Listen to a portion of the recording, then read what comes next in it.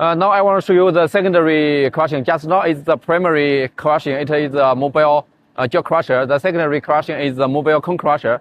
From here you can see over there is a small transfer hopper to taking over the material from the jaw crusher. Then the main crusher is the multi-cylinder hydraulic cone crusher. This is a very advanced cone crusher, same like the metal. So it is a very high technology and easy for operation. It has the PLC control system.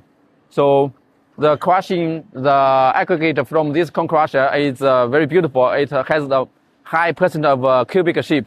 And after the cone crusher, it will take out. And in the end, there is a small separating screen to separate the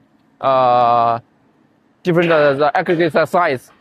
It is initial separating.